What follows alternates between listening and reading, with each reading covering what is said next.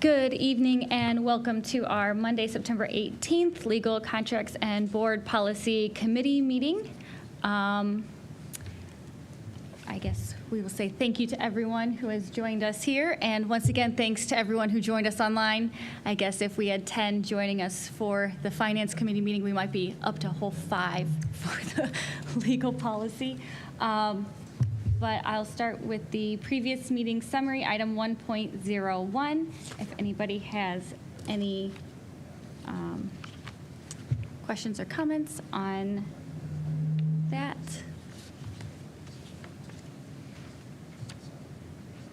No? All right. Then we will move on to discussion topics and 2.01, and we have a presentation here, so go ahead. Good evening, everyone. So attached in your agenda under item 2.01 is the latest update that Neola sent to Akron Public Schools and all its school districts. As everyone on the committee knows, Neola is the organization that provides recommended updates to board policies twice a year. So this is the August update. I can read through generally what they are in case any board members have any specific interest or questions that they would like raised about the policies that Neola suggested updating on this round. These policies will go to staff members who work in these particular disciplines for them to review and make edits and suggestions, and then those will come back to the committee for further review and then eventually put on the board's agenda for adoption. So the bylaws and policies that are included in this update, the first one is bylaw 141.2, conflict of interest. They're recommending these updates based on Ohio law changes. The second one is policy 2623.02. It's the third grade reading guarantee. There's been a number of state law changes around that reading guarantee, and so there are necessary updates that must be made so that our policy reflects the current state of the law. The third one is policy 312.08 and 412.08 and 8120. It's focused around employment of personnel for co-curricular and extracurricular activities, but it touches on volunteers as well. So this is, again, making sure that all the current state law changes are incorporated into those policies around sort of those co-curricular and extracurricular activities. The next one is policy 5113.01. This is intra-district open enrollment. So this again is an update recommended based on modification of state law. So that's the intra-district open enrollment policy will go through a review with staff. The next set of policies are all in the 5320, 5330. These have to do, sorry if I'm going too fast. So I'll start with 5320. So this is for immunizations. The next series have to do a lot with the health type policies for students. So this is recommended revisions to the immunization policy. And so this is another one that are recommended for adoption based on current state law changes. Similarly, policy 5330, 533.0.05. These are revisions recommended for use of medications in schools, and then a replacement policy recommended for procurement and use of naloxone in emergency situations. Just a little bit of background on that. APS was sort of ahead of the curve on implementing a policy on having Narcan in buildings. So that one will be sure to make sure that the one we did sort of before Neola suggested an update aligns with Neola's prescribed policy, and then the updates that are in line with current state law. The next one is policy 5337. This is care of students with seizure disorders. This is a new policy, so we wouldn't be reviewing any existing APS policy. So we'll certainly work with Deborah Folk in Business Affairs, and then our nurses with Akron Children's Hospital that we contract with in all of our buildings on making sure that policy aligns with district protocol and current state law. The next set of policies that they're recommending the board review is policy 6240. This is Board of Revision complaints and counter complaints. This is a new policy, and this, I will say, is a must-pass. There's been state law changes in the process for boards of educations to contest changes in property valuation. And so in the past, the board has authorized an attorney who just does tax complaints, David C., to go ahead and handle all of those, and you worked with the superintendent and the treasurer. Now the law has changed where the board has to pass very specific resolutions if they're going to file any tax complaints for property valuation changes. So the process has changed. It's a lot more prescriptive, and it's very important these days because our funding is so tied to property valuations, and especially because property valuations in this area have gone up pretty significantly. So we are expecting there to be a number of people who will contest their property values. And APS has a seat at the table in that process to make sure that the values are fair and market, and that we make sure we get the proportion that we're entitled to under state law. So that's one that, will definitely need to be looked at and added to our set of board policies. The next one is policy 6700, Fair Labor Standards Act. So again, this is focused on federal law changes, specifically for nursing mothers, the PUMP Act, making sure our policies align with some of those new updates to the law. And then just a few more here. Policy 7440 is for facility security. So this is a revised policy, and these are not necessarily mandatory, but something that Neola is recommending, and certainly always beneficial for the district to review security protocols. So that one will go out for review. The next one is policy 8210. This is the school calendar policy. This is, again, a reflection of state law changes around blizzard bags, when you can go remote during calamity days and things like that. So this is one that is another sort of must pass based on state law changes. So we'll certainly make sure that that gets before the board. Next one, policy 8330, student records. This is, again, having to update the policy based on state law changes. Seems to be a pretty consistent theme here. The next one is 8600, transportation. The board recently approved an update to the transportation policy, or this committee recently reviewed an update to the transportation policy. There's more to come as the state keeps changing the law on transportation for public school districts. So this will be, again, another one that will have to go before the board on updating the transportation policy. There's quite a few changes, and I think this one will likely require some sort of presentation from that department because it is pretty nuanced in terms of what's going on and impacts not only Akron Public School students, but other students in the district who go to charter schools, parochial schools, and things like that. The next one is policy 9160. This is public attendance at school events. This is, again, to update it based on state law changes. The budget bill touched on education quite a bit. And then the last two here, there's policy 9211, district support organizations. This is another one of those more optional ones. And I have to double check. I don't even know if APS has this as an existing policy. So a determination would have to be made if it's worth adding this one to the policies. But again, this is one that Neola suggested that the board review. And then the last policy is policy 9270, equivalent education outside the schools and participation in extracurricular for students not enrolled in the district. So again, this one is a revision, and it's based on some updates in state law changes. And certainly this is a pretty nuanced and complicated area, so that will certainly require some senior staff input, and from there, certainly board input on that one. So those are the overviews of the policies. There's quite a few. Most of them are mandatory updates based on state law and federal law changes. So you'll hopefully be seeing these come before this board, hopefully by the end of the year, so that they can then get on the board's agenda for the new year.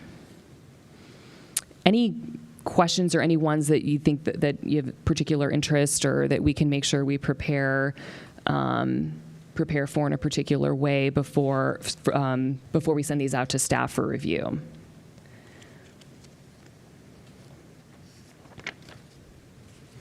So my comment is about the policy regarding students with seizure disorders.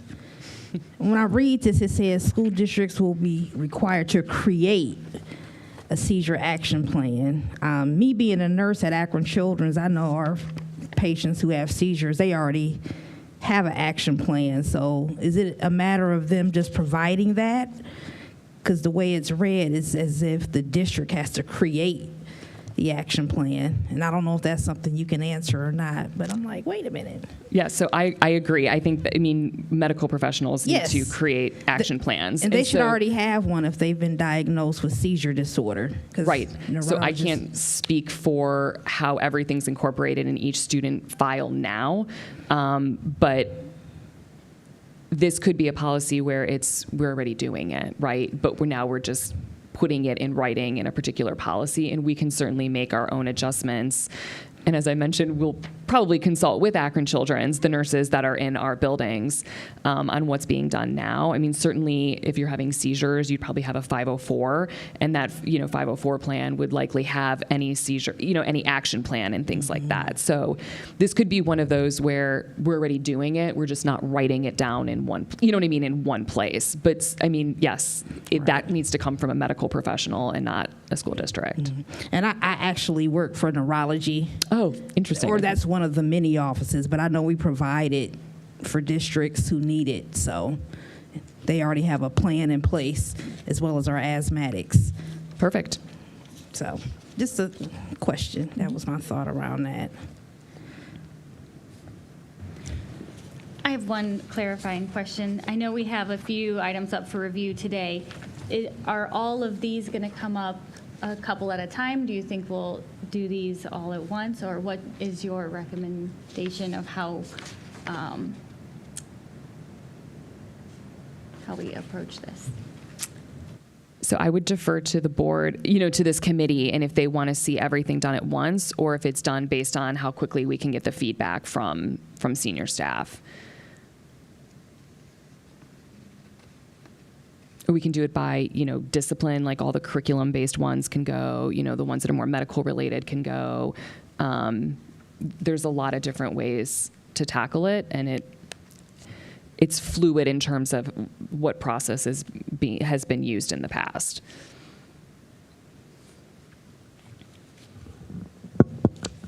I think your suggestion as far as the different the areas of expertise deal with things concerning issues that align with what they already are very highly proficient in or working in. And then we can just roll them on that basis. I definitely think we want to seek counsel from those individuals as far as their feedback. So I think that method is the best method, to consult with the senior staff that work in those specific areas. If it's curriculum focused, student focused, if it's health focused, who are those people who deal in those areas already? And then get their feedback, and then we can go from there. Understood. Thank you.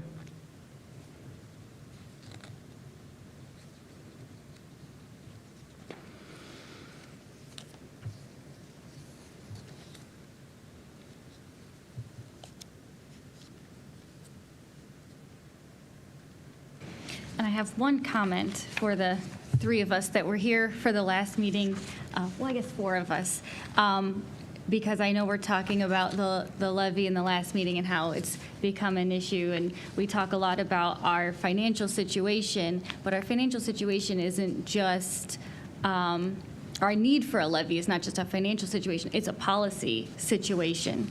And I think policy 6240 is a good example of how it's not just something that we can do from a financial aspect, but we need to look at our policies and make sure that our district is protected financially there too. So I am excited to move forward on this because, as you said, that's going to be something that we will need to prioritize.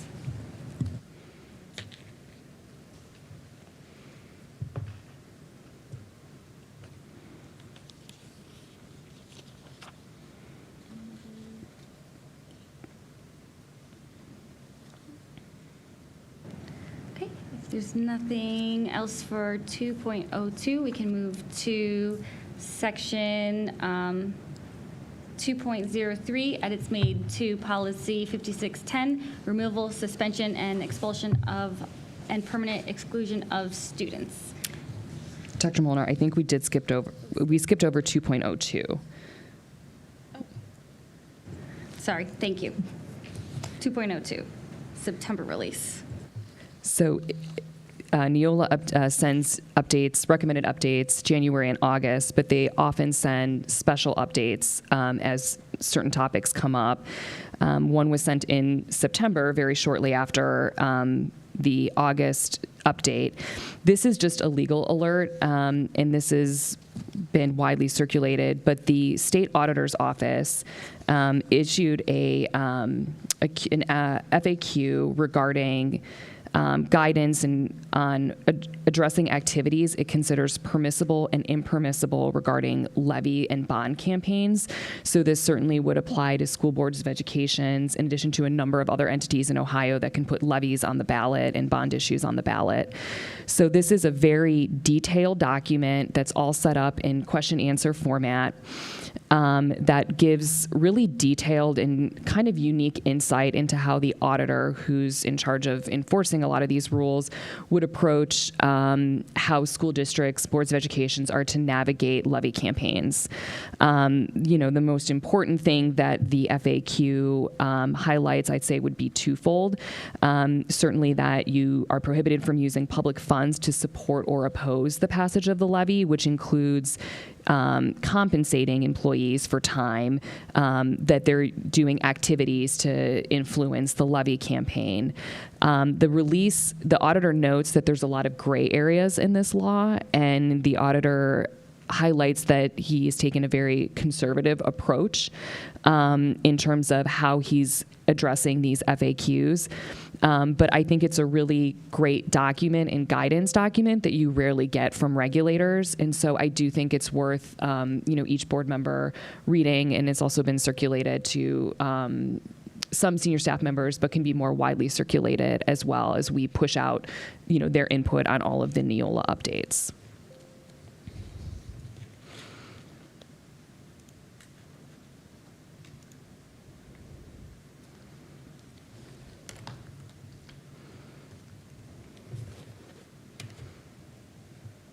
Any questions?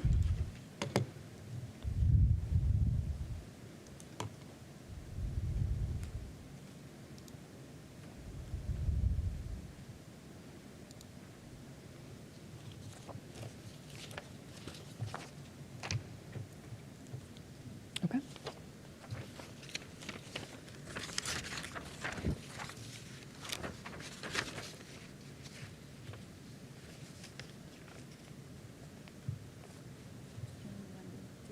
Yeah, I'm ready if you are.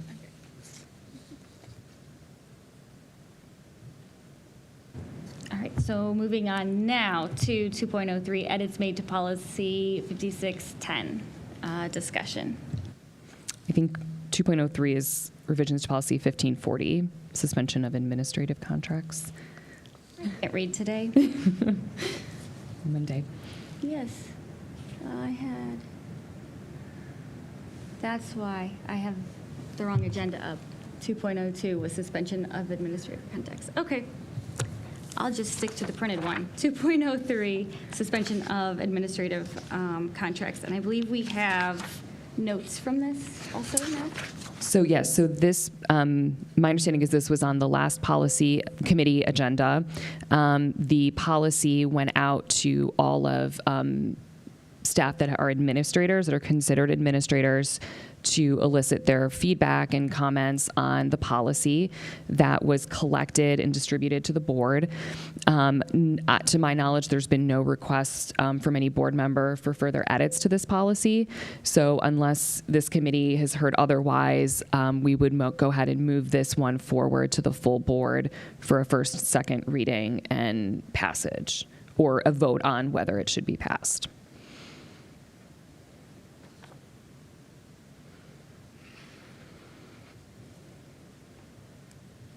Any questions? Okay. Okay.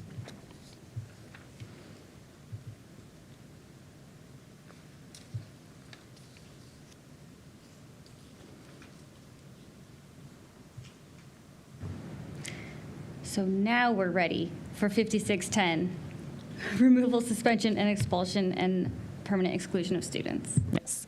So at the last committee meeting, my understanding is there was a discussion where the committee wanted to get some more clarity around a student being able to make up work while they are suspended.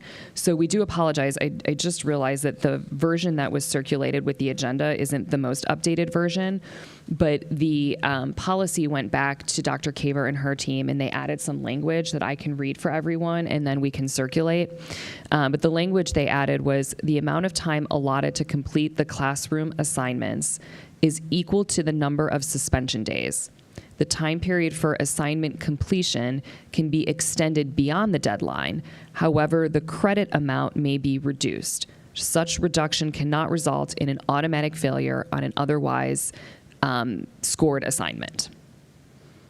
So that was the language that Dr. Kaver and her team added in response to the dialogue that happened at the last committee meeting. We can circulate that, and if there's no objections, then we would move for this to be added to the next board meeting agenda for a first reading.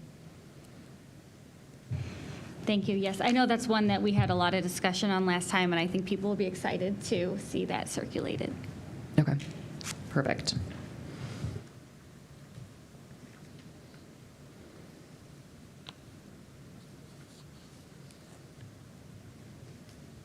Next item up for discussion is 2.05 public policy for the public participation at board meetings. Yes, so this was added. This was, so the Akron Public Schools had updated its public participation policy in 2020. And since then, there has been a Neola update to the public participation policy. At this point, the way that Akron Public Schools policy is written differs quite a bit from what Neola typically recommended. But we thought it was important for the board to see that Neola was recommending a certain version of a public participation policy. So we put that on the agenda with comments from some staff members for the board to consider and review. And we put it as a discussion item because it's a policy that's specific to the board that really just the board can make decisions on. But we did want you to know that it was a recommended Neola update, that your existing policy differs quite a bit from Neola by design. And so it's up here as a discussion point to see, if this committee thinks it's something that the board should review further, if we should, keep our existing policy, and then if the decision is made to make amendments, what would a process look like for reviewing and updating that policy. And I know we haven't had a whole lot of discussion yet today, but I am hoping that we do get some discussion from this one, because I do know that lately we've had a lot of public participation, and we've had some criticisms of our public participation process. So I would appreciate if we really do take some time and consider what some of these changes may or may not be, the pros and cons to these types of changes. For instance,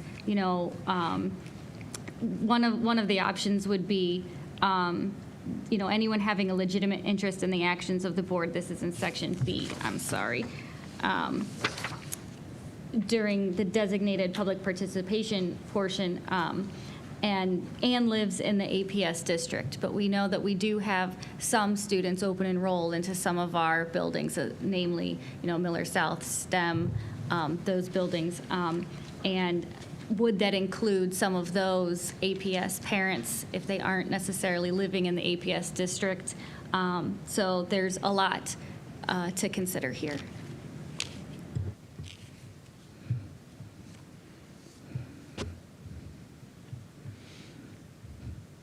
So, Madam Chair, when I look at that particular portion, I guess I'm also thinking about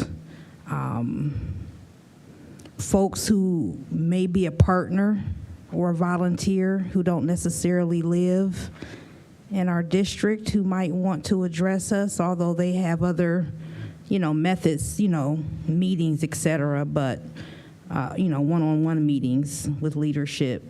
But I wouldn't want to exclude, the potential for those folks to be able to address the board if they wanted to. So that's my thought on that. Also, as one of the board members that was here when we revised the policy back in 2020, I can attest to our overall goal was to be accessible and to be able to hear the good, the bad, and the ugly. That's just what it is. We have to take it as it comes to us. And me personally speaking, it's just an opportunity, for us to hear directly from the people. Because we have a whole district that's run by our superintendent, and so some things we just aren't privy to. I share with folks all the time, 7 board members are not going to know the day-to-day things that happen in our 40-some-odd buildings. So it's just an opportunity to give us a snapshot to hear. So I wouldn't be in favor of limiting that. I think it's important and it helps us stay grounded. So that's my comment.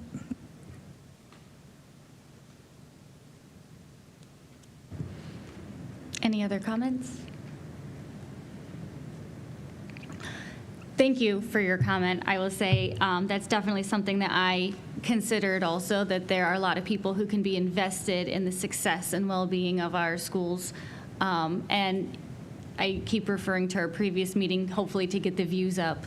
But as mentioned in the previous meeting, we have people who may not be residents, but building owners who the decisions we make affect everything that they're doing also. So we have a lot to consider here. I have another, and I'm sorry, my eyes are just crossing here. I'm looking at this. I know you stated our standing policy differs significantly. What would you say are the significant differences? I'd have to get that in front of me to. Okay. It doesn't mirror it perfectly, and there were some big changes to certain sections. But APS's policy, even before 2020, was still pretty different from Neola. You know what I mean? Like, you guys have always kind of created your own kind of flow of doing business when it comes to public participation. So we can give you a snapshot of what it was before 2020, what it is in 2020, and what the current version of the Neola recommended policy is, if that would be helpful. Yes. For a review. Okay.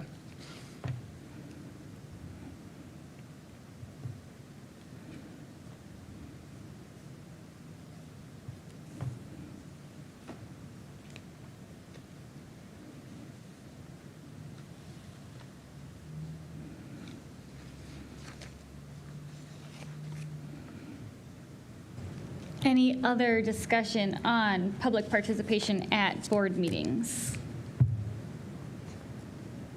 All right, then moving on to the conversation I have been waiting to have since I applied to the board, to sit in this chair and talk to a microphone. Discussion on AI and ChatGPT. There's a lot of AI out there besides ChatGPT. That's just one brand, one version.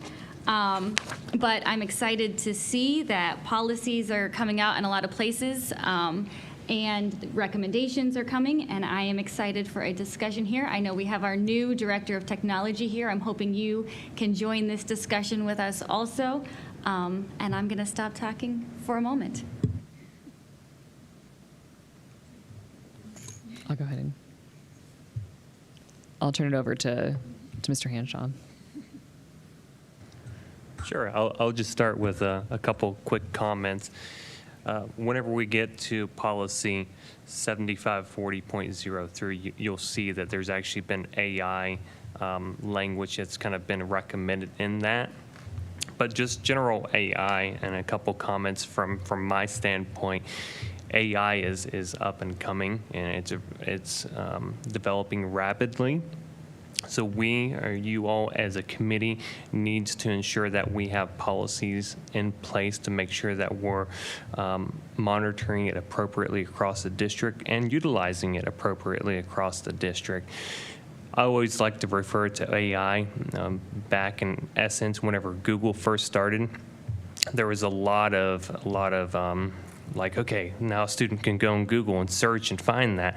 But we see over the years that this has evolved, and I think we're still at that mindset with AI. It's a not a new concept. It's been around since, if you guys remember in Microsoft Word, the little paper clip that gave you recommendations is actually considered a form of AI clipping.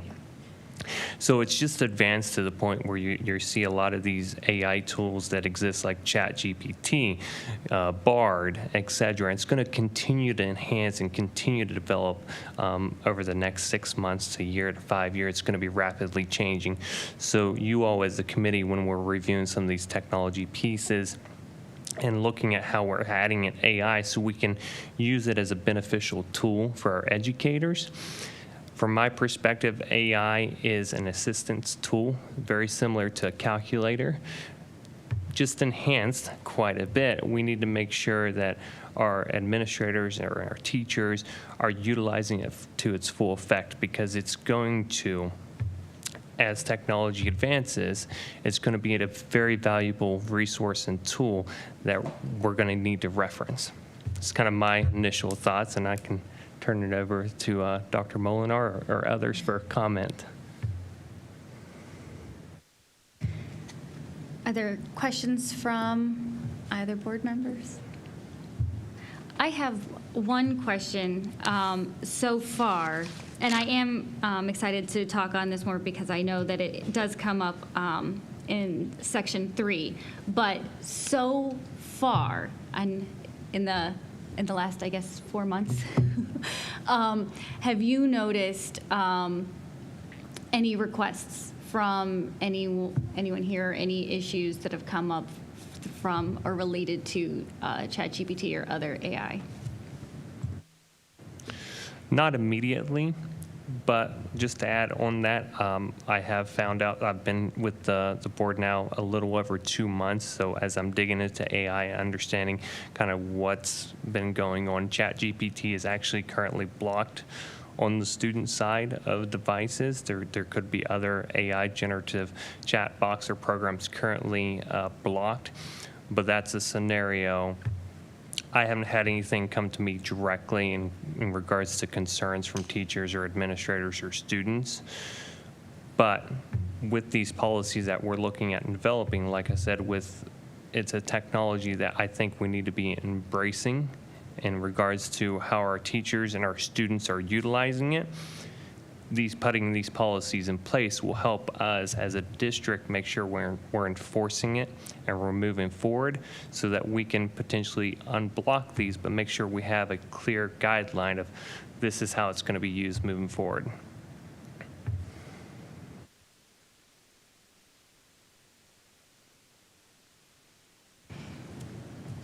Well, thank you. Any other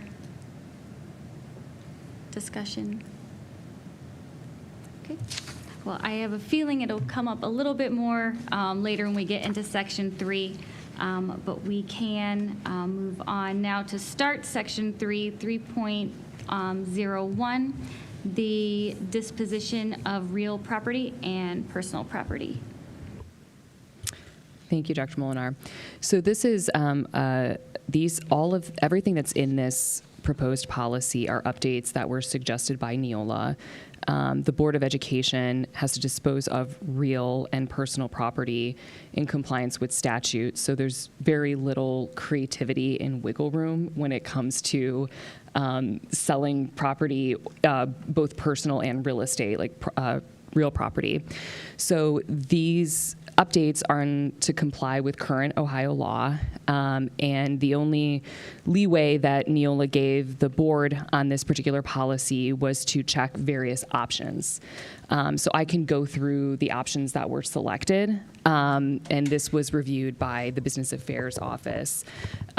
So the first one on the page, it's suggesting all property consideration for disposition, it either shall or may be subject to a professional appraisal. And the district's recommendation is that it may be subject to an appraisal. All real property would certainly be subject to appraisal, but requiring all personal property to be subject to an appraisal is a bit burdensome. I mean, we're talking used sports equipment, a couple of desk chairs. It would just really become an expense that's very difficult to even maintain, and then more importantly, to even find a qualified appraiser who can appraise all of the odds and ends personal property that a district of this size possesses. Not to mention there are other mechanisms for disposing of personal property that requires a competitive nature and notice and things like that. So it's not that it's an unchecked process. We would just suggest that getting an appraisal on everything wouldn't be a best use of school resources.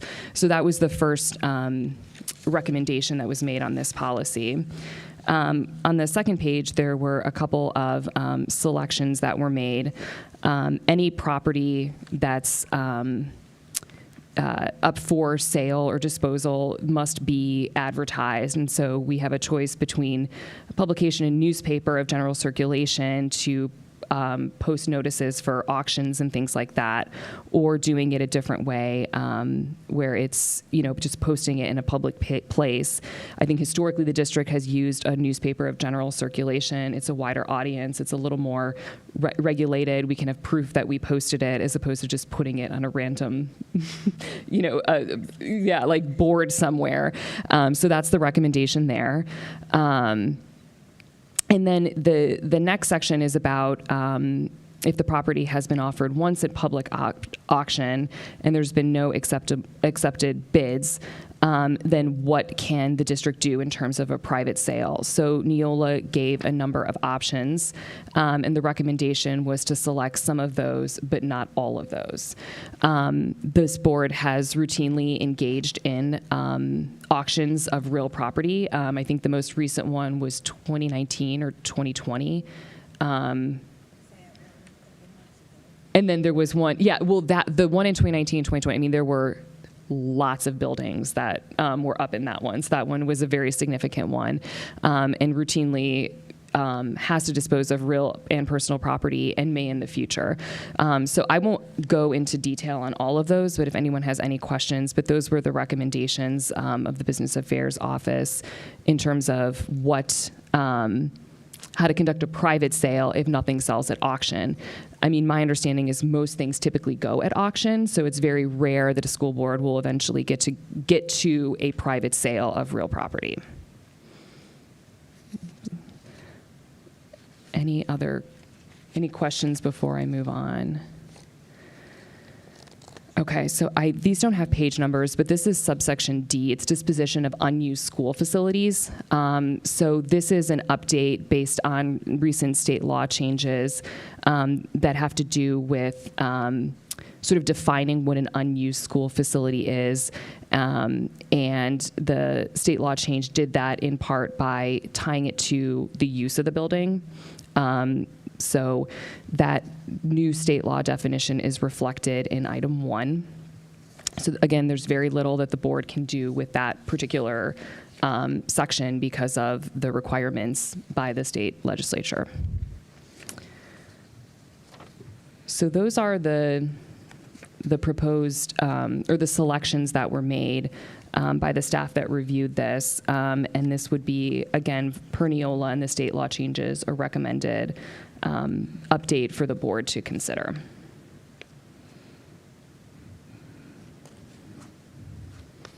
And so that section D, disposition of unused school facilities, I believe is something that was already presented to this board in our retreat.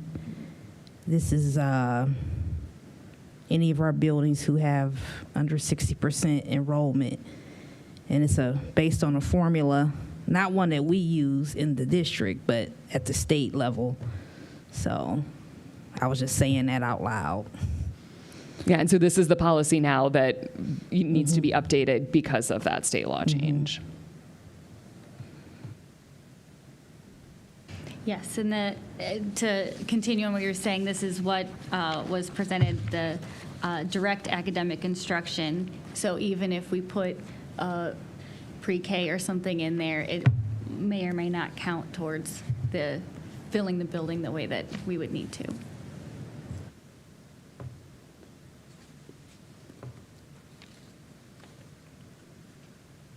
Any other questions or comments for this one?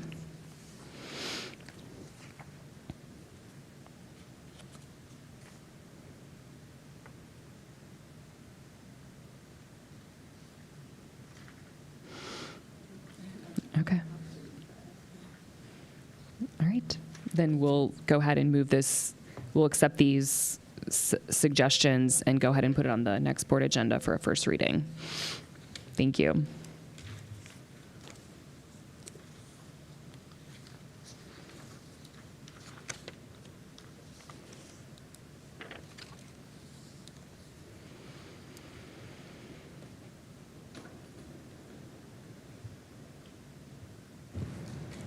And next we have a number of technology policies here, 3.02, 3, 4, and 5, all the way through our information security.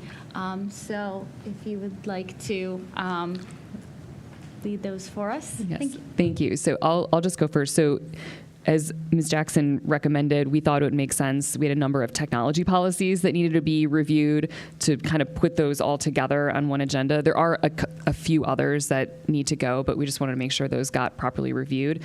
So Mr. Hanshaw is here today to kind of review some of these policies. And then interestingly, these were also reviewed by Mr. Lawson before he left the district as well. So we've had a lot of sets of eyes on these, and we think these are important. And I'll let Mr. Hanshaw walk through some of the suggested edits to these. Thank you. So to start off with policy 7540, there was just, as she mentioned, Mr. Lawson kind of reviewed these, and then a second set of eyes, I've reviewed them again. The only items on this policy that kind of want to bring attention to is a lot of it was rewording. You'll see a lot of strike-throughs. So instead of labeling district information and technology resources, we've created this uniformity across our policies and related to technology in general, and we're just stating district technology resources because that in consideration would overlaps everything related to technology resources, and you'll see those items kind of outlined down through the remainder of that policy. There is no significant additions to this policy. It's mainly a couple line item changes. Just kind of want to see if you all had any questions, comments, or feedback on this one.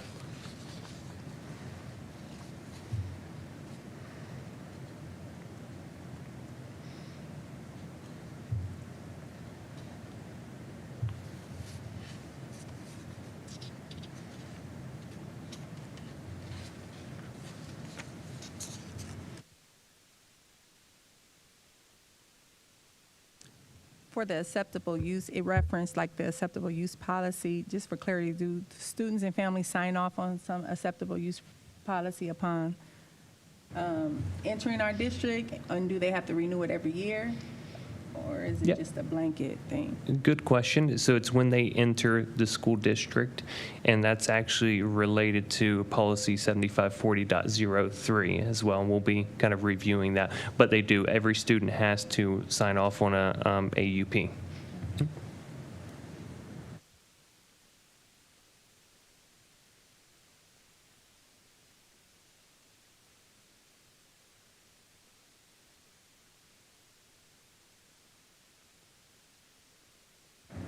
I have one question. I see we checked option 3 to prohibit students from using technology resources to use social media for other than instructional purposes. So if a student or a student group were doing a media project or something like that, they would still have access to completing those? Good question. Yes, as long as it's related to the core instruction or curriculum in those classrooms, there's going to be those caveats based on the way option 3 is written that they'd still be able to utilize it.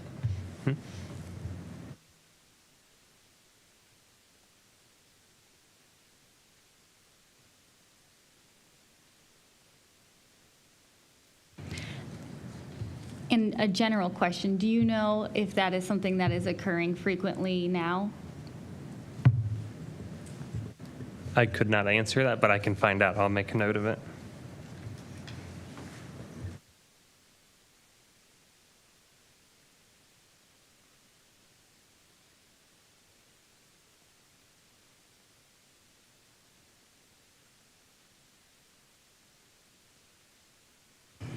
Any other questions or comments on 7540? All right, thank you. Okay, we'll move to the next one, 7540.01, which is the technology privacy. Again, you'll see that same language in the beginning part of this policy where we're kind of consolidating everything to district technology resources. You will notice the most important piece, or one of the most important additions to this privacy policy.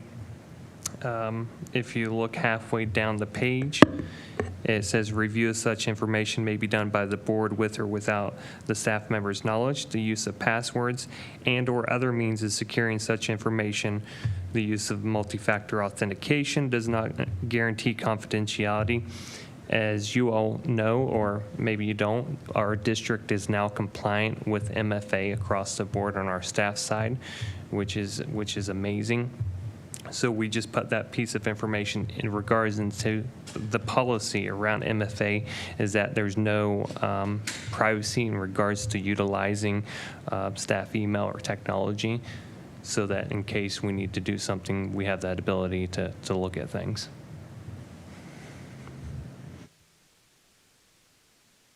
Any questions around that policy, 7540.01?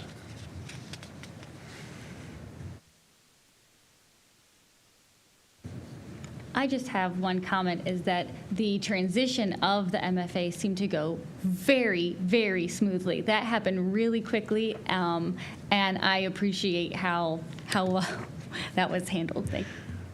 Just to comment on that, thank you very much. It is no short endeavor. I appreciate my entire team and the entire district. You don't see a lot of school districts at this point that has MFA compliance across the board. So definitely kudos to our district and our staff members of moving that step forward. And just to add from a liability standpoint, if I may, Dr. Molinar, public entities are targeted quite a bit, including in the state of Ohio, for different phishing scams and malware and hacking. So, and these are public dollars. So it's really fantastic to see that kind of advancement being made here to make sure that we're safeguarded.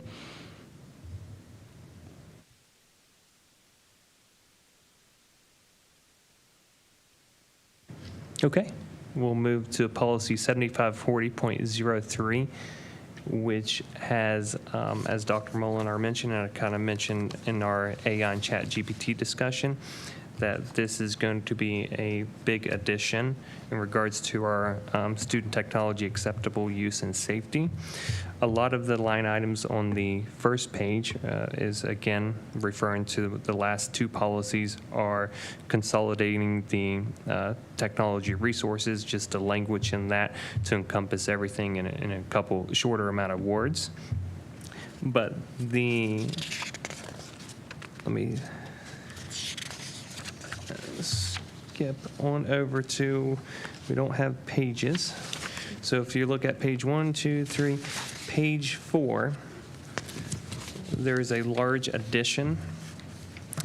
This subsection, use of artificial intelligence and natural language processing tools for school work. The way it's currently worded is the first paragraph basically states that under no acceptable use, students would be utilizing any type of AI and natural language processing tools for schoolwork, for plagiarism, for cheating, etc. The however, or the but statement is in regards to those other subsections A, B, C, D, and E, which allows our teachers and our administrators to utilize these AI and NL processing tools. So I wanted to take a minute, let you all kind of read through that and get comment and feedback.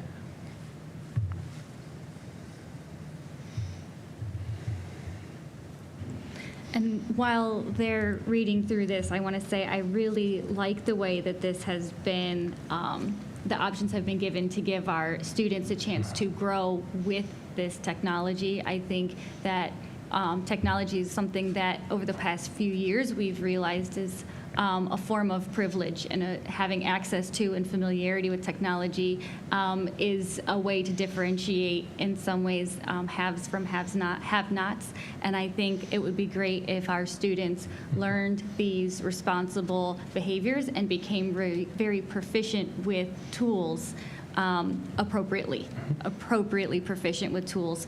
I know that I think it's University of Wisconsin-Oshkosh has really great outlined page of examples for students and for faculty for using and referencing different types of behaviors using largely ChatGPT, but other programs like that. But I think this is just the beginning of it. It's not the end. Agreed. It's not. It's the very beginning. We're in the stage where AI is developing so rapidly. We are going to have to be reviewing these policies and making changes as adjustments are happening in the real world.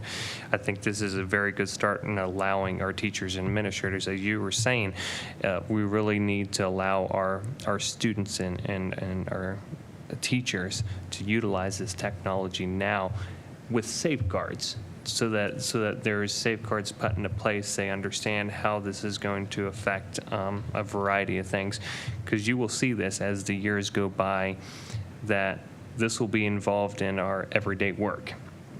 So allowing our students that opportunity and creating that equity across the board that they maybe not have in their homes or households, to utilize these tools and technologies here in our district. And just one more comment, as you mentioned the staff side, we do have a staff AUP that's going to be modeling a lot of this language as well, so we'll be introducing that. And I'm glad that you kind of frame this as an equity initiative also, because this is definitely something that, you know, as a district, we can offer the guidance to students in ways that, you know, in homes, even though students have access to ChatGPT and we've all had to use autocorrect, but definitely there a lot of families don't have the experience with the technology tools to be able to provide functional guidance with prompt engineering and things like that to help their scholars do things like, you know, brainstorm for their scholarship applications and things like that. So I really think this is very exciting. I can't wait to continue to have more of these conversations. And my question, I have any questions for my fellow board members, but I was wondering, do you think something like this would need a presentation or move forward, or what do you think for this? Well, my opinion is that anything that's going to educate us, this in particular, because it's new, and I think there's a lot of disinformation or misinformation around this, it would be helpful, you know, to get a presentation just to get a better understanding of what it is and then what our policy actually means. And so I know some people, you know, you think of AI. I know they were showing all these, like, AI robots at a game not long ago. And I'm like, wait a minute. What is this? And so how is it applicable to Akron Public Schools? Like examples of how we would utilize it, what it looks like within our district. So I think it will be helpful for me and probably for the general public who doesn't have advanced knowledge of AI and what it is and what it means.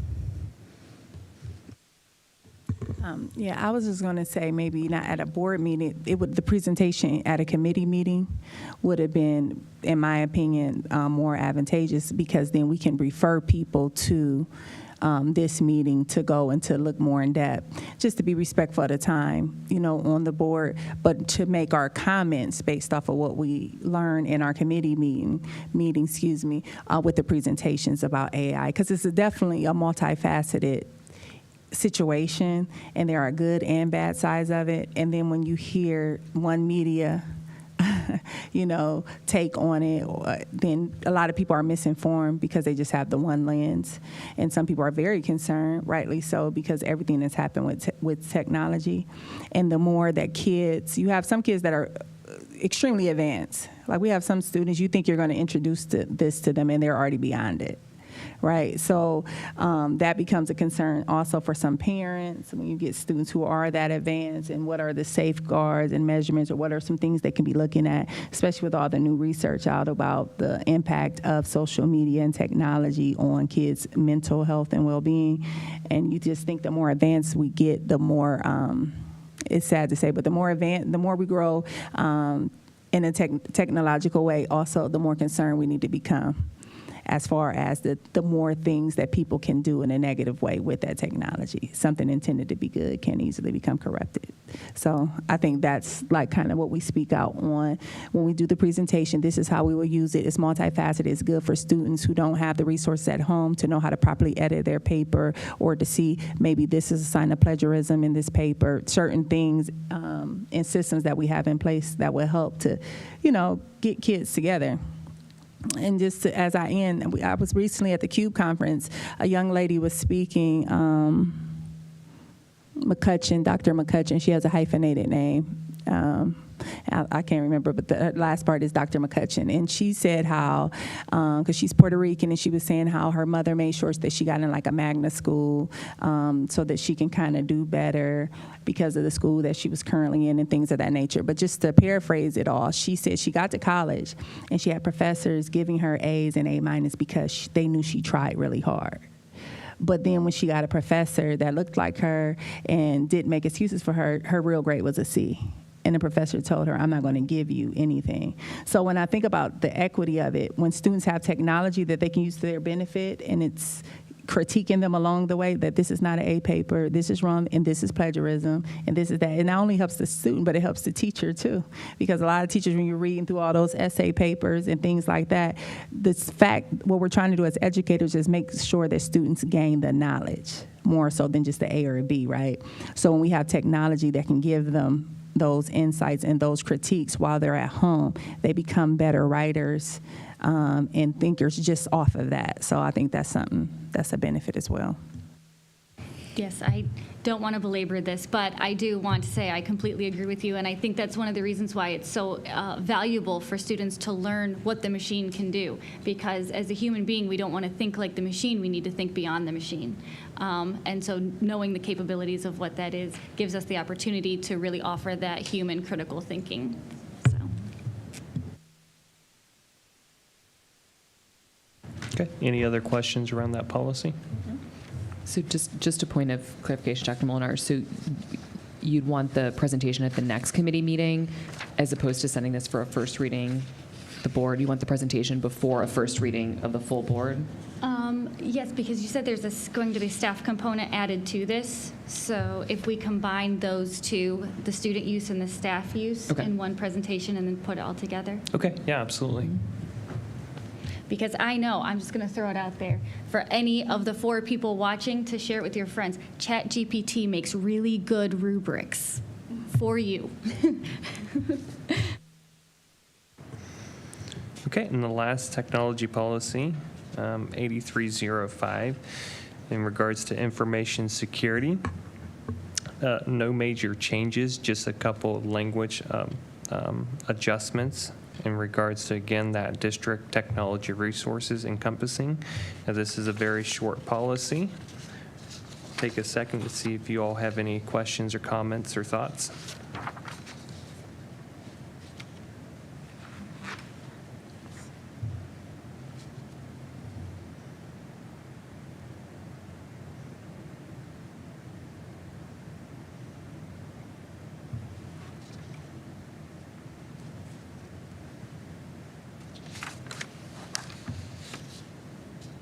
And I apologize. Was this primarily Neola updates, or were some of these from you and Mr. Lawson also? So these ones was just, they are Neola updates, but in addition, Mr. Lawson made majority of these adjustments with the strike-throughs, and I agreed with him. I had an opportunity to talk to him. It was just in encompassing a couple words or sentences that really should have just been condensed.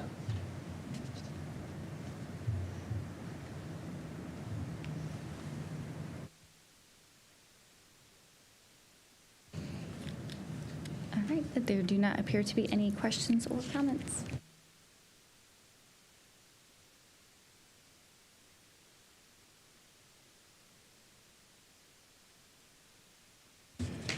All right.